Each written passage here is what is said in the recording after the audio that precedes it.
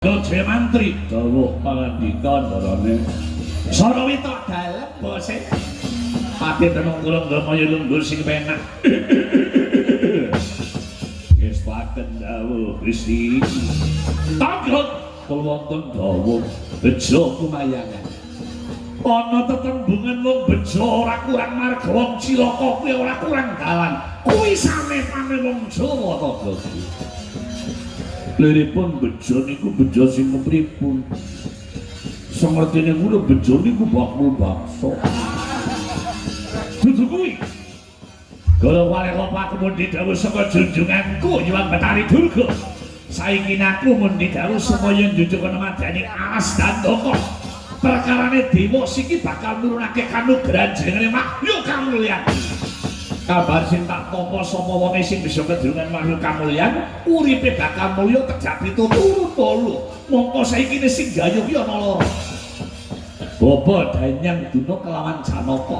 Durna teka ning penanggilan njaluk pitulungan disembadani senajan to sarate abot disanggupi mulane gelem ora gelem junjunganku Hyang Betari Durga ki bilane Durna siji-sijine dalan Durna bisa kedurungan makhluk kamulyan Janaka kudu temakane mati mulane aku nampa dawuh digawani Purbalan Masesa Janaka bakal tak ringkus Janaka bakal tak cekel lebake kendhonggo kencana gawan mrene engko bakal dipateni sawise Janaka mati mesti makhluk kamulyan bakal mati kelawan Bapa Danyang Duna to kuwi kaya ngono to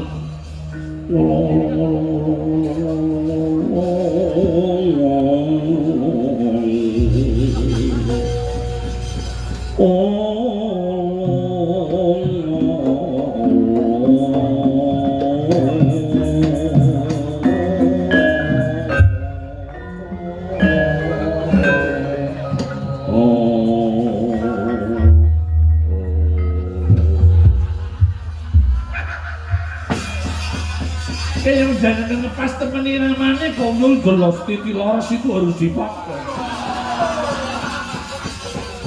orang awang-awangan goblok lah niki badhe matur mengklarifikasi kali pangandikane pendunungan semertene kula tiyang bodho semertene kula tiyang jawi wong arep gayuh wahyu niku pada bae gayuh rejeki takkan lari gunung dikejar doyak melayu dinteni mandek niku rezeki bisa mencok maring menungsa kudune niku ana tembung pulung utawi jodoh dadi wahyu niku ora kena dipaksa arep gor wahyu kampiya kawula-wula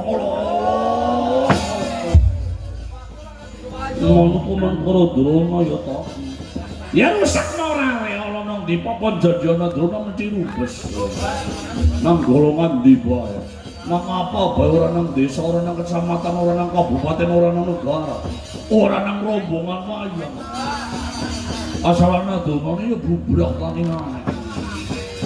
panjenengan seniki badhe mejahi Janaka mateni Janaka kalang apa mati-ati lho sebabe Janaka duweni anak lanang pepetingan jenengane sapa Bambang Wisanggeni siji Bambang Wisanggeni lorone Bambang Getolet lho Bambang Getolet iki kok gigit kok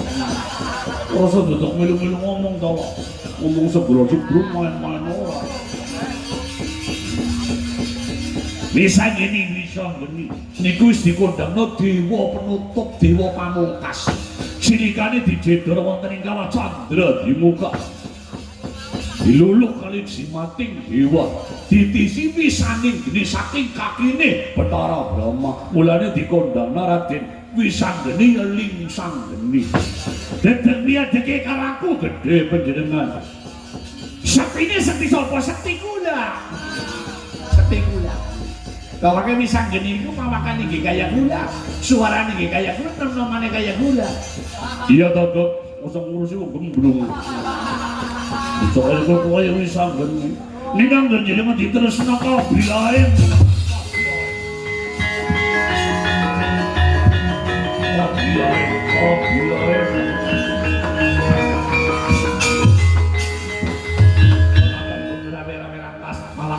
putung budi tak sembadani gunggu tarambung apa tak sakane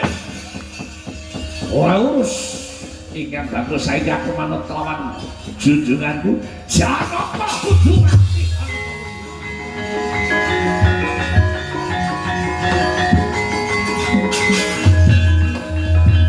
bagus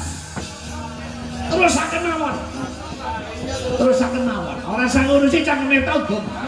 biasanya merusak maring moral alami sanggene apa tuh ligemi ya niki urungan apa-apane dadi anggere cara maju mawon